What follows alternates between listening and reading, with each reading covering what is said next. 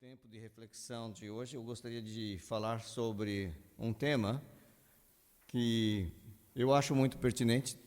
Já tenho pregado isso, mas há muitos anos atrás, e num dos discipulados eu estava mencionando exatamente isso, e vejo que, porque nós temos tido pessoas de diferentes origens, até de contextos evangélicos diferentes, eu creio que a forma de estar desta igreja pode causar alguma estranheza para as pessoas, não é?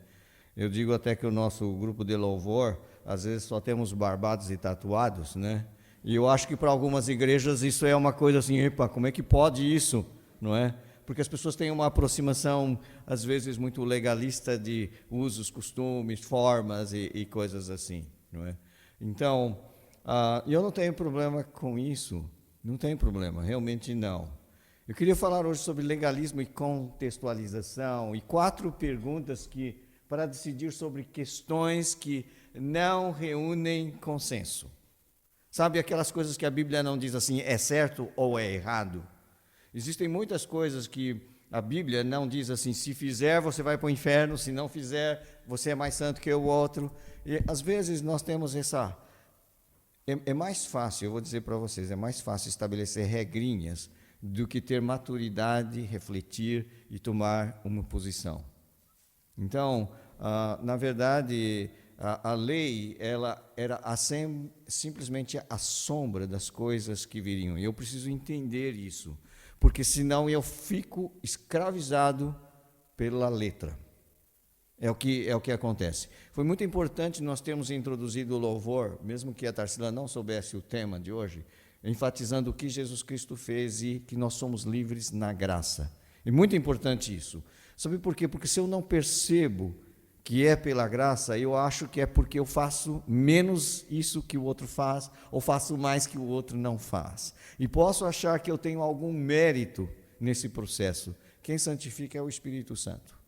Quem traz o perdão é a graça de Deus e é o que Jesus Cristo fez. Então, muitas vezes, nós temos essa coisa da teologia da fita métrica, depende do comprimento da sua indumentária, depende de se você está assim ou se está diferente disso, depende dos dias que você guarda, depende da comida que você come ou deixa de comer, da bebida que bebe ou deixa de beber. Então, nós começamos a fazer juízo e comparação uns com os outros.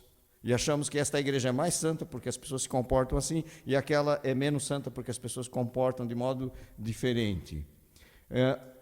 Quando algo divide o corpo de Cristo, nessa base, já está descumprindo o propósito da graça de Deus. Sabe? O problema do legalista é que ele não sabe ler contexto. E, às vezes, as coisas que ele valoriza, na verdade, são barreiras para o fluir do amor e da graça de Deus. Por isso, é uma luta muito grande nós apelarmos para o bom senso. O bom senso que deve orientar, e, acima de tudo, o amor. Sabe? Comunidades têm se dividido por questões secundárias, e isso é muito triste. É muito triste que nós julguemos as pessoas pela aparência.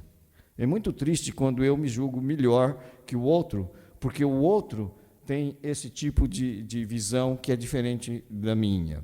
Sabe que Jesus, o que ele fez lá na cruz foi para me libertar, inclusive do meu legalismo. E é interessante que quando Paulo escreveu a carta aos Gálatas, antes de entrar em Romanos, ele disse que quando nós conhecemos a Deus, e eu vou ler para você Gálatas 4:9, mas agora que conheceis a Deus, Gálatas 4:9 para quem anota, né? Mas agora que conheceis a Deus, ou antes sendo conhecidos por Deus, como estáis voltando outra vez aos rudimentos fracos e pobres, aos quais de novo quereis ainda escravizar-vos. Guardais dias, meses e tempos e anos, receio de vós, tenha eu trabalhado em vão para convosco. Sabe quando a gente começa a achar que, sim, eu fui vivificado no Espírito, mas vou me aperfeiçoar na carne? Nós nos tornamos legalistas e fazemos juízo de valor sobre os outros. E isso é um problema muito sério. Já em Colossenses, se vocês quiserem ir comigo, capítulo 2, verso 16 e em diante, ele vai chamar a atenção, é Paulo de novo escrevendo, Colossenses 2,16, ninguém, pois, vos julgue por causa de comida e bebida, ou dia de festa, ou lua nova, ou sábados, porque tudo isso tem sido sombra das coisas que haviam de vir, porém o corpo é de Cristo. Você está vendo? Aquilo da lei era a sombra daquilo que viria. Jesus é a realidade. Então, nós não vamos abdicar da realidade que traz liberdade e ficar nos apegando à lei de usos e costumes, de podes e não podes, não é? Ninguém se faça árbitro contra vós outros, pretextando humildade e culto aos anjos, baseando-se em visões, enfatuados, sem motivo algum na sua mente carnal, e não retendo a cabeça, da qual todo o corpo, suprido e bem vinculado por suas juntas e ligamentos, cresce o crescimento que procede de Deus. Se morrestes com Cristo para os rudimentos do mundo, porque, como se vivesseis no mundo, vos sujeitais a ordenanças, não manuseis isto, não proves aquilo, não toques aquilo, outro, segundo preceitos e doutrinas dos homens, pois todas essas coisas com uso se destroem. Tais coisas, com efeito, têm a aparência de sabedoria, como o culto de si mesmo e falsa humildade, rigor ascético, todavia não tem valor algum contra a sensualidade. Sabe por quê? Só Jesus pode mudar o seu coração. Coisas externas vai realmente apenas dificultar a compreensão da graça de Deus. Posto essa breve introdução, só para você perceber que se estamos na ambiência da graça, nossa atitude tem que ser diferente. Não legalista, mas tem que ser uma atitude de amor. E nós devemos entender que dentro da liberdade cristã, é possível que pessoas pensem diferente de mim.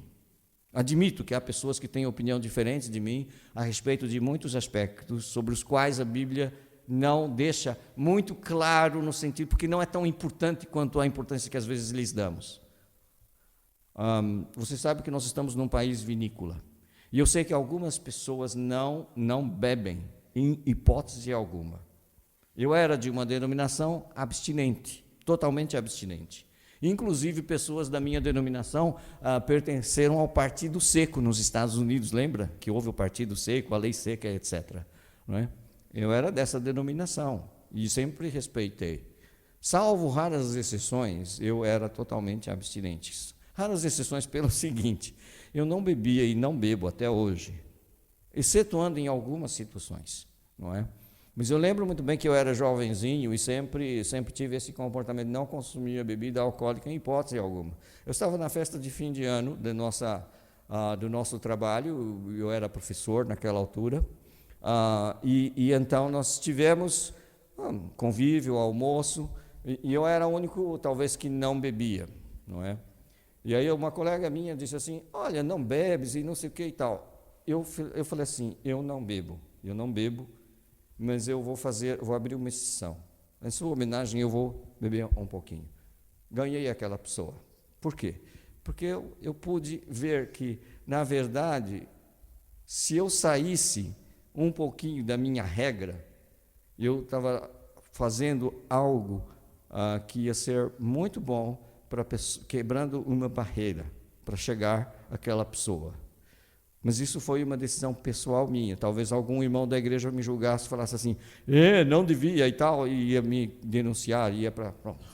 Mas eu fiz aquilo com toda a tranquilidade do meu coração. E parece que aquilo fez com que aquela minha colega visse a grande consideração que eu lhe tinha, e não foi nenhum problema, não foi nenhum escândalo e tal. Mas eu fiz isso com a minha consciência. Talvez outras pessoas olhassem para mim e me denunciassem, mas eu estava em paz, porque eu sabia aquilo que motivava o meu coração. Só estou partilhando isso para você ver que, às vezes, se nós somos muito legalistas, nós perdemos a oportunidade de quebrar barreiras e, dentro do contexto, ter uma mensagem de amor e de relevância. Isso é uma experiência, não faça dela regra, e não quero fazer da minha experiência regra para ninguém. Foi uma experiência minha, algo meu, não estou dizendo que você tem que fazer igual. Eu estou dizendo que, às vezes, nós podemos julgar quem está fazendo sem saber o seu coração. Não é? Então, pense bem que Deus avalia o coração. Mas eu sei que isso traz muito problema para as pessoas. Talvez você que venha do Brasil e que é totalmente abstinente, primeira vez que tomou a ceia do Senhor na PIB do Porto, quase caiu de costas, porque servimos com vinho do Porto, não é? Então, eu lembro, primeira vez que tomei ceia na Europa, e não foi aqui, foi em Espanha, eu também quase comecei a tossir, porque não era hábito meu, não é? Mas nós estamos num país vinícola, gente, isso aqui produz vinho do Porto do melhor, não é? Então, vai ser um escândalo eu falar assim, olha, não vamos usar mais vinho do Porto, olha, os portugueses vão ficar mesmo muito chateados comigo. Então, mas eu respeito quem não consome álcool e de forma alguma. Estou pensando até que vamos ter que atender a todas as pessoas com bastante carinho. Queria ir convosco, então, para Romanos, capítulo 14. Ele vai nos guiar. E, nesse aspecto, a respeito dessa pergunta, eu não estou a ser nada original. Devo muito a um homem muito piedoso, bispo Donald Bastian. Já deve ter falecido. Ele estava muito preocupado com essas questões, perguntas para decidir sobre questões que não reúnem consenso entre crentes. Pessoas igualmente piedosas, igualmente crentes, salvas por Jesus, às vezes têm aproximação diferente sobre usos e costumes, mesmo dentro dessa própria congregação. Há pessoas que pensam diferente, mas somos irmãos, estamos no mesmo corpo. Olha só, capítulo 14 de Romanos diz que o seguinte: acolhei ao que é débil na fé, 14:1, não, porém, para discutir opiniões. E isso é o ponto de partida. Você acolhe, mas não para discutir opiniões. Um crê que tudo pode comer, mas o débil come legumes. Quem come, não despreze o que não come. E o que não come, não julgue o que come, porque Deus o acolheu. Quem és tu que julgas o servo alheio? Para o seu próprio Senhor está em pé ou cai, mas estará em pé porque o Senhor é poderoso para o suster. Sabe, meus irmãos, é isto. Nós queremos muitas vezes fazer celeuma por pouca coisa. Ele diz, não é para discutir opiniões. Opinião, cada um tem a sua. Então, especialmente sobre coisas que a Bíblia não diz categoricamente, isso é pecado, te afasta de Deus, te manda para o inferno. Não. Às vezes são coisas mesmo secundárias. E a gente tem que parar de evitar, criar divisão por coisas que não são fundamentais. Se há alguma coisa que é nitidamente heresia, é uma situação. Mas se há uma coisa que não há consenso, nem entre os crentes teólogos mais conservadores, por que eu vou fazer dele um cavalo de batalha? Agora, o que você tem que ter para si? 4 perguntas em Romanos 14. A primeira pergunta, vou pedir para a Lúcia colocar, tenho uma opinião claramente definida em minha mente sobre essa questão? Seja ela de indumentária, seja ela de consumo de bebida, consumo de carne ou de legumes, seja de dias ou o quê. Olha só, versículo 5, um faz diferença entre dia e dia, outro julga iguais todos os dias. Cada um tenha opinião bem definida em sua própria mente. Você refletiu, você orou, pensou, leu a respeito e tomou uma posição. É tua posição, é tua convicção diante de Deus, mas é tua. Tu chegaste a essa conclusão e está tudo bem na sua mente, no seu coração. É importante, então, que tu tenhas uma opinião claramente definida na sua mente sobre aquele tema, sobre aquele assunto, depois de refletir e estar tranquilo com aquilo. Tá certo? Olha só, versículo 22. A fé que tens, tem-na para ti mesmo perante Deus. Bem-aventurado é aquele que não se condena naquilo que aprova. É do seu fórum pessoal. Você, diante de Deus, você tem essa convicção, chegou a esta conclusão e está em paz com isso. Então, se aquilo que fazes ou deixa de fazer, você pode responder e dizer, a minha mente e meu coração estão esclarecidos, eu estou tranquilo nessa minha posição. Isso é importante. Isso é a primeira coisa que você tem que perguntar, é se a sua opinião está claramente definida e você está tranquilo em relação àquele tema. Tá bem? Isso é um. Lembrando que o outro pode chegar a uma conclusão diferente. Tá bem? Segunda pergunta que você deve fazer, vai aparecer ali, Lúcia, ok, obrigado. Posso fazer isto para o Senhor.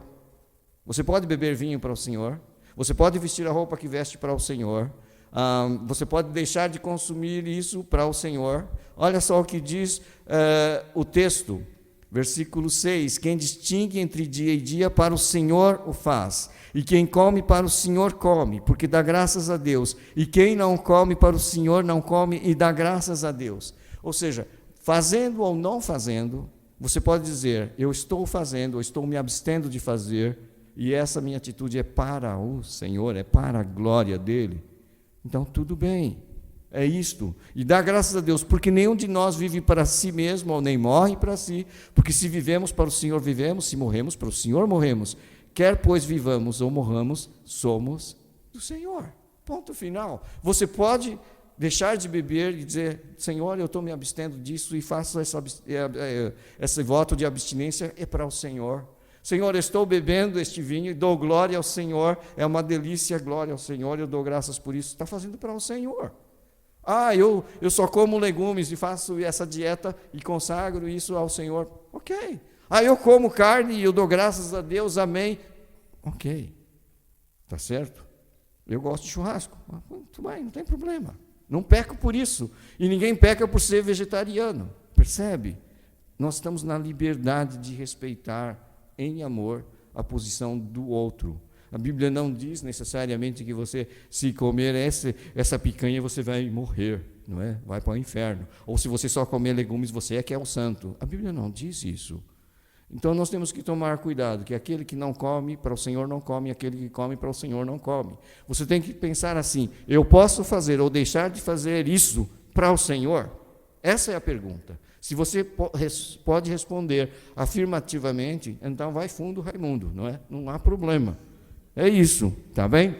Terceira questão que você tem que ter em mente. Posso fazer isto sabendo que comparecerei diante do tribunal de Cristo? Esta é a pergunta que você deve fazer. Um dia todos nós vamos comparecer. E é a Ele que nós vamos dar a satisfação do que fizemos ou deixamos de fazer. Então, eu vou estar diante do tribunal de Cristo e Ele vai dizer, então, bebeste? Bebi. Está tudo bem? Está tudo bem. Você pode dizer assim, eu bebi e não tenho problema porque eu vou estar na presença de Deus e dar conta daquilo que fiz. Então, veja lá. Tu, porém, versículo 10, porque julgas teu irmão, e tu porque desprezas o teu? Pois todos compareceremos perante o tribunal de Deus, como está escrito, por minha vida, diz o Senhor, diante de mim se dobrará todo o joelho e toda a língua dará louvores a Deus. Assim, pois, cada um de nós dará contas de si mesmo a quem? Porque só Ele pode julgar. Só Ele conhece o seu coração. Só Ele sabe por que bebes ou deixa de beber, por que guardas uns dias e não guardas outros, ou porque julga igual todos os dias. Só Ele sabe por que comes ou deixa de comer. Só Ele sabe por que você usa determinado tipo de roupa ou deixa de usar. Percebe? Então, por que eu vou julgar o meu irmão, se que quem vai julgar é o Senhor Jesus? Eu vou comparecer diante do tribunal de Cristo. E tenho que pensar, será que Cristo aprova essa minha atitude? A minha indumentária, a minha forma, a minha dieta, a forma como eu lido com o meu tempo. É Ele que vai julgar. Então, eu posso fazer ou eu posso deixar de fazer isso, lembrando que um dia vou estar diante do tribunal de Cristo.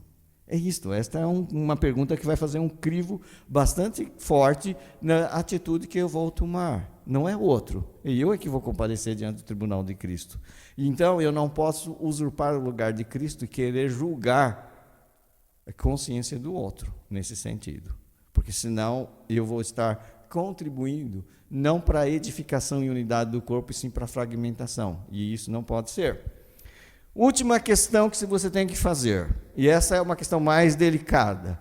O que faço ou deixo de fazer pode induzir meu irmão ao erro e fazê-lo tropeçar? Algumas atitudes que nós fazemos usando da nossa liberdade pode ser confusa para algumas pessoas. Ela poderá ser induzida ao erro e vir até a pecar porque ela não tem o mesmo grau de esclarecimento que tu tens.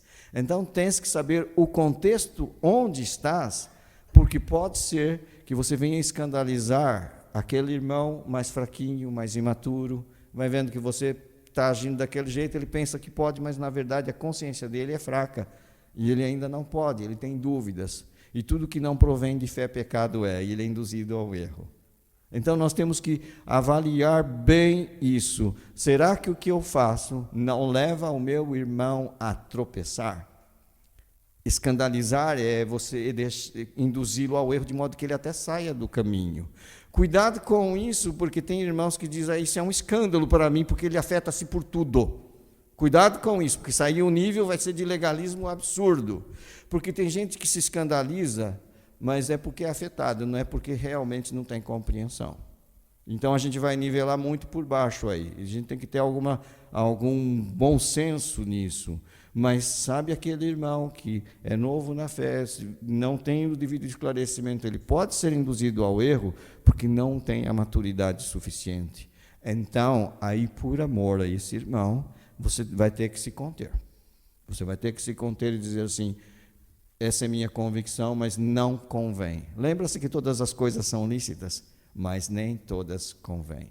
Eu preciso entender o contexto onde estou inserido.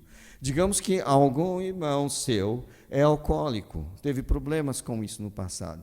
Você não vai lá e, eu vou beber e oferecer. Não faça isso, não faz sentido. Você não está sendo sensível com a história dele, aquilo que ele viveu. Nós temos que ter bom senso, não é? Então, podemos ir lá para Romanos 14:15, que diz, se por causa de comida o teu irmão se entristece, já não anda segundo o amor fraternal. Por causa da tua comida, não faças perecer, veja só, que é perecer, aquele a favor de quem Cristo morreu. Porque você pode induzi-lo ao erro. Não faça, não é? Versículo 21, é bom não comer carne, nem beber vinho, nem fazer qualquer outra coisa com que meu irmão venha a tropeçar, ou se ofender, ou se enfraquecer na fé. Lembre-se disso. Isso é um apelo à sensibilidade. Você vê, Paulo não está dizendo aqui que isso ou aquilo é pecado. Ele está dizendo que há coisas que não há consenso, mas que pedem que nós possamos ter a melhor atitude. Isso é que é importante.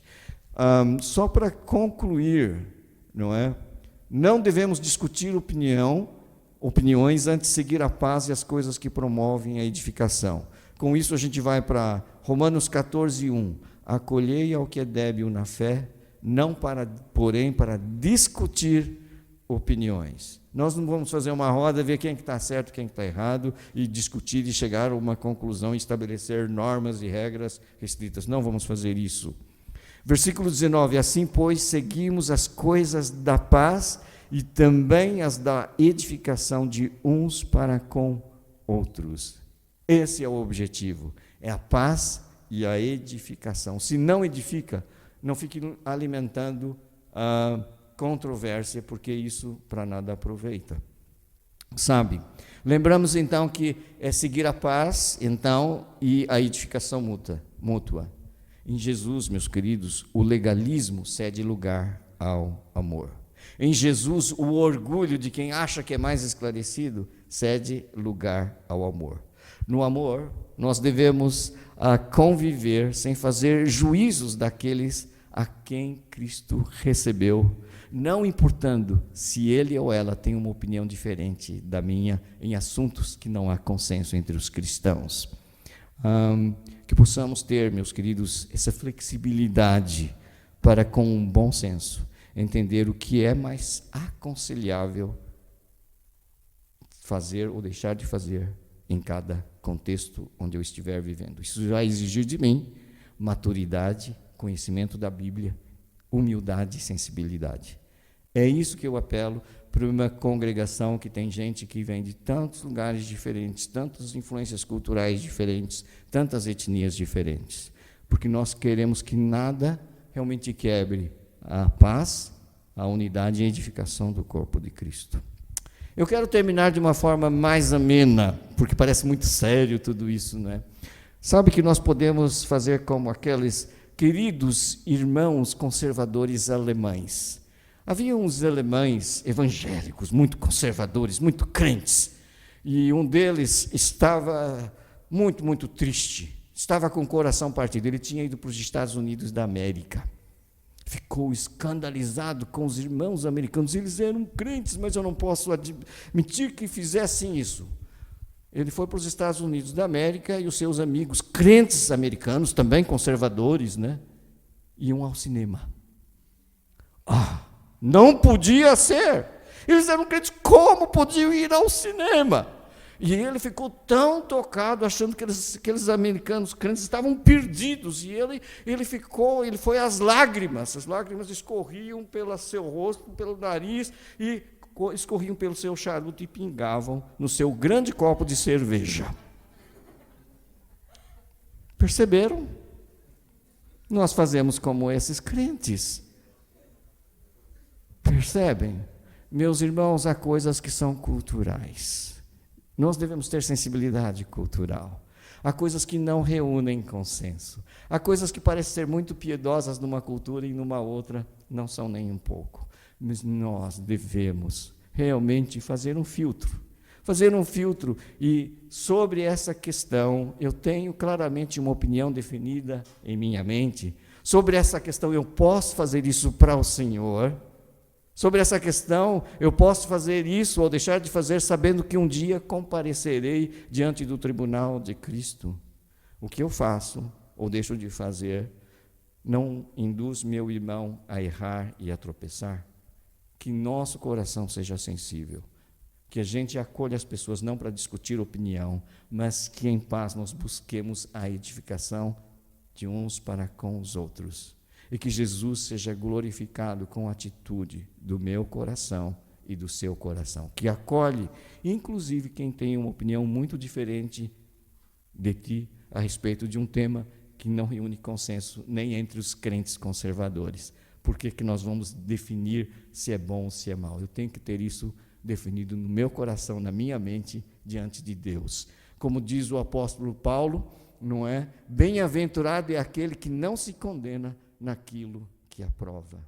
E todas as coisas sejam feitas para a glória de Deus. Amém?